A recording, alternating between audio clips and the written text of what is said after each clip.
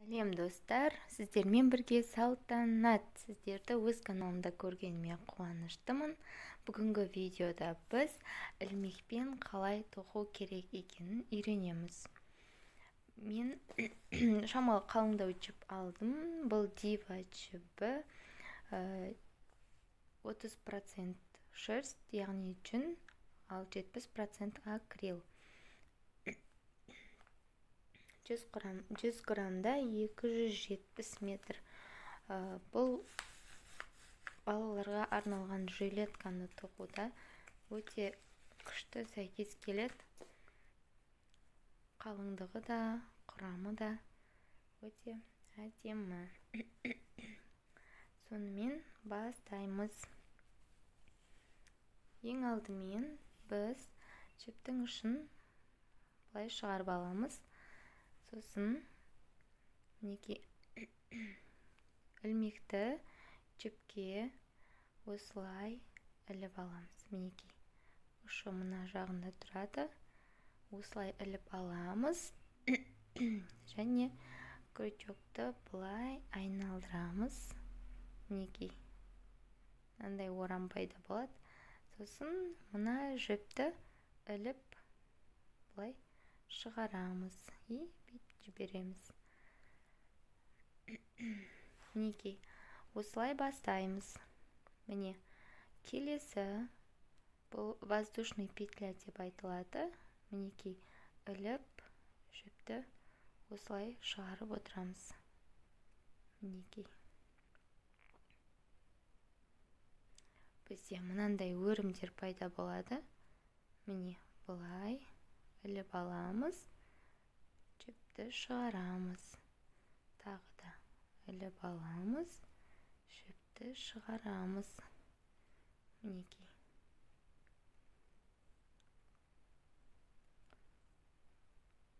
Бұл бізде воздушная петля деп айтылады.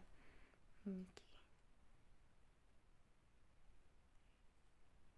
Осылай іліп шығарамыз. Бұлай өрілген сияқты қатар пайда болады бізде. Және де келесі қатарларды тоқыған кезде дәл осы әр өрімнен алып отырамыз. Мінекей ең алғашқысын біз 10 петлямен бастап көрейік. Мінекей 1, 2, 3, 4, 5, 6, 7, 8, 9, 10, 11 бопты бізде.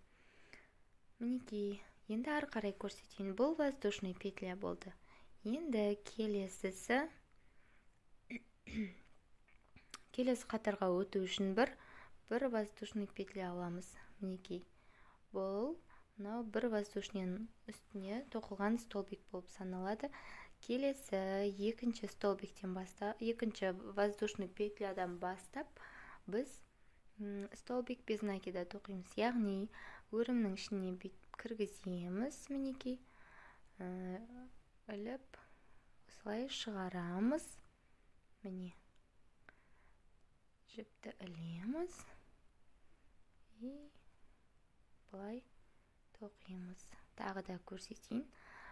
Келесі мына өрімге тоқыдық. Енді келесі өрімді аламыз. Әр өрімге осылай крючокты кіргізіп алып отырамыз. Мінекей бізде крючогымызда 2 жіп болды. Мына жіпті іліп екеуінен осылай өткіземіз. Тағы да мінекей келесі өрімге кіргіземіз.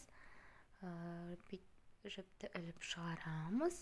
Және де екеуінен осылай шығарамыз.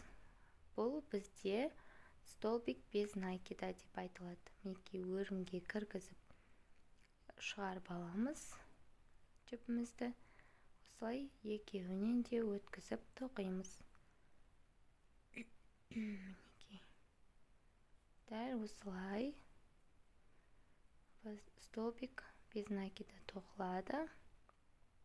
Бізде мінекей өрімге кіргізіп шығарамыз и екеуінен өткіземіз.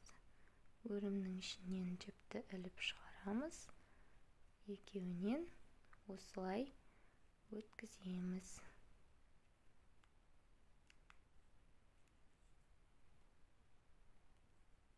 мінекей.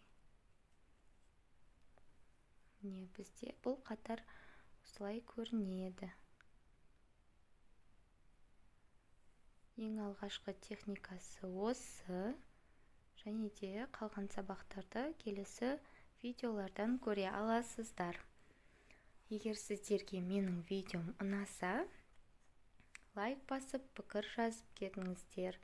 Және де ары қарай менімен бірге болғыларыңыз келсе, подписка жасап қойыңыздар. Видеоны соңына дейін көргендеріңізге рахмет. Келесі видеоларда кездескенше.